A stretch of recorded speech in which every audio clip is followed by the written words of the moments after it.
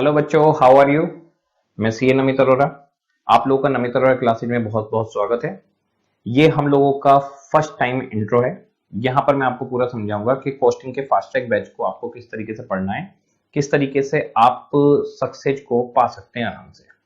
देखिए, fast track batch generally वो बच्चे लेते हैं जिन बच्चों का या तो पहले कहीं क्लास ली हो, उनका क्लियर नहीं हो पाया, या उनको कंसेप्ट क्लियर नहीं हुए। तो यहाँ पर ये फास्ट ट्रैक आपकी इन दिक्कतों को खत्म कर देगा। फास्ट ट्रैक का मतलब बिल्कुल ऐसा नहीं है कि इसके अंदर नंबर ऑफ क्वेश्चंस की कोई भी कमी है। भर भर के नंबर ऑफ क्वेश्चंस हैं।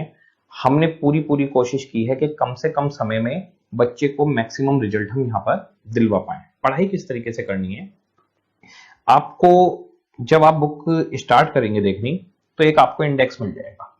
यहां पर आपके पास ये सारे चैप्टर्स आ जाएंगे। टोटल न्यूमेरिकल चैप्टर्स हैं आपके पास 15। इन चैप्टर्स के आगे कितने नंबर ऑफ लेक्चर्स में खत्म होगा, कितनी इसकी वेटेज है, ये दिया हुआ है। आप इसी फ्लो में करिएगा 1 2 3 4 5। मैंने इसी तरीके से क्लास को रिकॉर्ड किया है कि 1 2 3 4 5 इस तरह से आप चलें।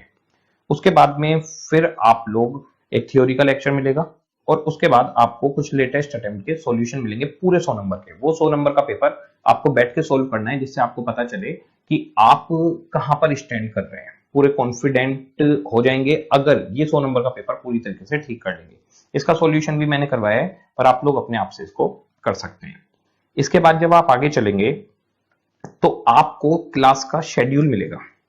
तो क्लास के शेड्यूल में आपको मिलेगा मटेरियल कॉस्ट के लेक्चर 1 2, फिर आएगा मटेरियल कॉस्ट का लेटेस्ट क्वेश्चन लेक्चर। तो इनकी टाइमिंग वगैरह सब कुछ यहाँ पर गिवन होगा। मैं आपको पहले बुक दिखाना चाहूंगा जिससे आप समझ पाएं कि आखिर ये शेड्यूल कैसे बना हुआ है। जब आप किसी भी चैप्टर को स्टार्ट करेंगे तो उस चैप्टर में आपके जाते के साथ आपको यहाँ पर बीक्यू नजर आएंगे। बीक्यू का मतलब है बुक के क्वेश्चन। तो जो बुक के क्वेश्चन हमारे पास हैं वो question study mat, RTP, division test paper, MTP, mock test paper, practice manual, इन सब से बने हुए हैं। तो मैं आप लोगों को आराम से लिख लिख के पहले समझाऊंगा। जैसे ईओक्यू पूछ रहे हैं तो ईओक्यू का मतलब क्या है, कैसे बनता है, इसके न्यूमेरिकल कैसे आ सकते हैं, ये एक एक चीज लिखवा कर समझाऊंगा। उसके बाद में ये न्यूमेरिकल्स चलेंगे। तो पहले स्टार्टिंग में आपको बीक्यू मिलेंगे। उसके थोड़ी आगे जब आप जाएंगे और बीक्यू खत्म हो जाएंगे तो हमने बिल्कुल एक स्पेसिफिक कलेक्शन किया हुआ है पीवाईक्यू का। पीवाईक्यू यानी पास्ट ईयर क्वेश्चन। फिर आपको ये पास्ट ईयर क्वेश्चन यहाँ पर मिलेंगे। ये पास्ट ईयर क्वेश्चन 1998 से रिसेंट अटेम्प्ट तक के यहाँ पर आपको A to Z मिलेंगे। ये भी क्लास में करवाए जाएंगे। इससे आपको कॉन्फिडेंस मिलेगा कि जो आईसीआई ने एग्जाम में क्वेश्चन पूछे अगर हम वो कर पा रहे हैं तो आईसीआई जो आगे क्वेश्चन पूछेगा हम उन्हें भी कर सकते हैं। ये कॉन्फिडेंस क्रिएट करते हैं। ये आपको बताते हैं कि कौन सा क्वेश्चन कितने नंबर का आ सकता है। ये सारे पीवाईक्यू जब आपके खत्म हो जाते हैं उसके बाद में आपको मिलते हैं लेटेस्ट क्वेश्चन। इनका नाम मैंने रखा है एलक्यू।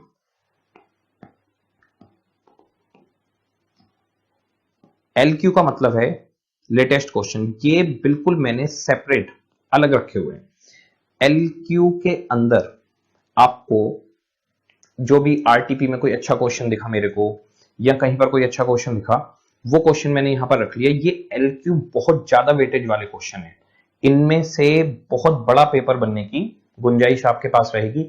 इनको बहुत ध्यान से करना है। अच्छा, जब आप लेक्चर देखना शुरू करेंगे अभी आगे के, तो आपको उसमें मिलेगा कि बीक्यू और पीवाईक्यू की बात हो रही है। बेसिकली है क्या, पहले मैंने बीक्यू और पीवाईक्यू रिकॉर्ड करे, उसके बाद फिर लेटेस्ट क्वेश्चन के लिए मैंने स्पेसिफिक अलग वीडियो बनाई है इसकी वेटेज को ध्यान में रखते हुए। जैसे ही ये एलक्यू आप खत्म करेंगे, एलक्यू खत्म करने के बाद आपको मिलेगा इसके नीचे इंपॉर्टेंट क्वेश्चंस की लिस्ट। ये इंपॉर्टेंट क्वेश्चन मैंने अपने हिसाब से ढूंढ लिए कि ये क्वेश्चन इंपॉर्टेंट हैं, इन पर आपको खास ध्यान देना है और आगे के रिविजन्स में आपको इन क्वेश्चंस पर पूरा पूरा फोकस करना है। अब जैसे आपका एक चैप्टर पूरा हो गया तो आप क्या करेंगे, चैप्टर पूरा खत्म होने के बाद उस चैप्टर को कैलकुलेटर पर एक बार पूरा चैप्टर बना लीजिए।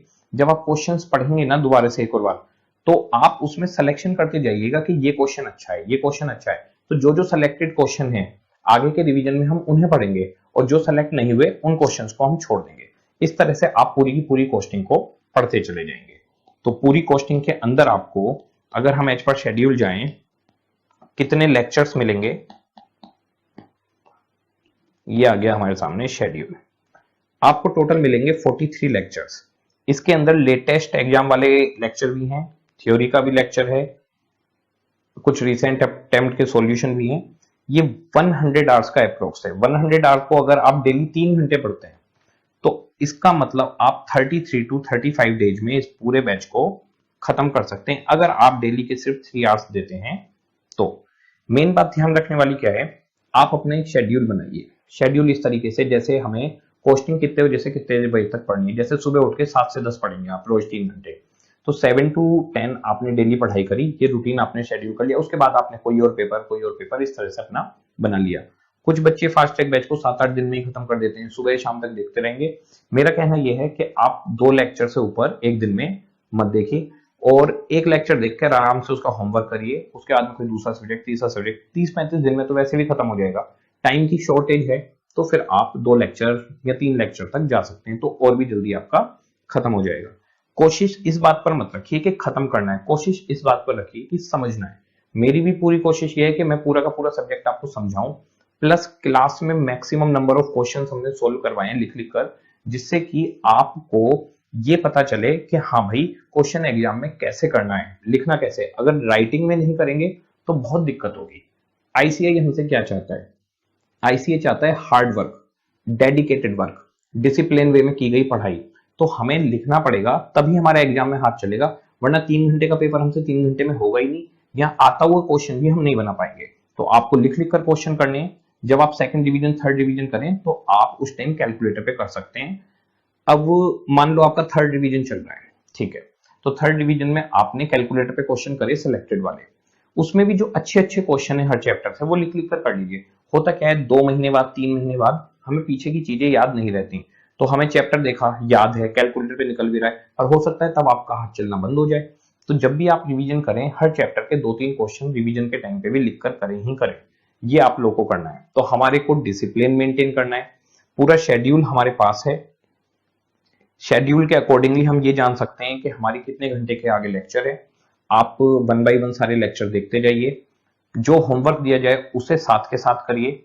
अब आपका मटेरियल चैप्टर खत्म हो गया जी, लो जी मटेरियल खत्म हो गया।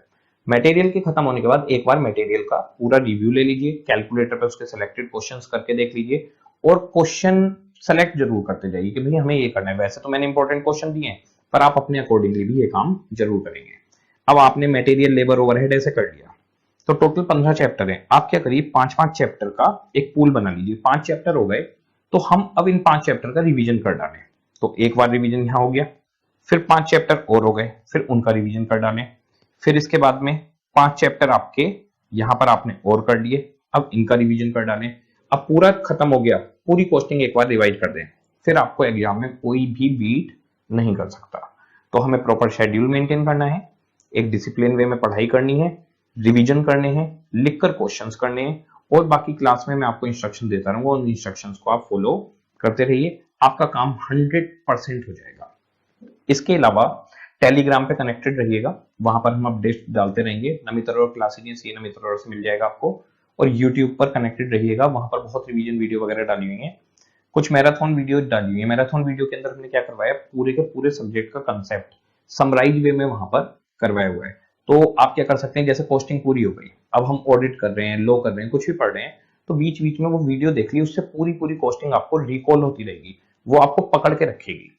इसके अलावा आप लोग डाउट कैसे पूछेंगे, 9891314730 मेरा मोबाइल नंबर है। जब आप लेक्चर्स देखेंगे उनमें आपको मोबाइल नंबर नीचे स्क्रीन पर मिल जाएगा। आपको कोई भी डाउट आया तो डाउट पूछने का क्या तरीका है, जैसे आप मटेरियल कर रहे हैं तो करते हुए डाउट मत पूछिए, आराम से पूरा चैप्टर कर लीजिए। डाउट को रजिस्टर में पीछे नोट करते जाइए, भाई हमारे ये डाउट है। आधे से ज्यादा डाउट तो रिजोल्व हो जाएंगे खुद ही। जो डाउट रह जाएंगे आप क्वेश्चन की फोटो खींचिए और मेरे को वॉइस नोट भेज दीजिए, सर मेरे को ये बात समझ में नहीं आ रही। आपको व्हाट्सएप पे ऑडियो में ही रिप्लाई आ जाएगा। रिप्लाई आने में 1-2 दिन लग सकते हैं, क्योंकि हम लोग रिकॉर्डिंग में पूरे दिन बिजी रहते हैं। कॉल्स उठाना थोड़ा मुश्किल होता है हम लोग के लिए, क्योंकि रिकॉर्डिंग्स चलती रहती पूरे दिन। तो मैं आपको लेकिन पूरे डाउट को सोल्व करूंगा जरूर। आपको रिप्लाई ना मिले ऐसा नहीं हो सकता किसी भी हालत में। और डाउट आपको पूछने अगर आता है तो, अगर आपने अपने मन में डाउट रखा और एग्जाम में वही दिक्कत आ गई तो आप फेल हो गए। जिम्मेदार कौन हुआ, आप भी जिम्मेदार हो गए, मैं भी जिम्मेदार हो गया। कैसे, आप क्यों जिम्मेदार हुए, आपने पूछा नहीं।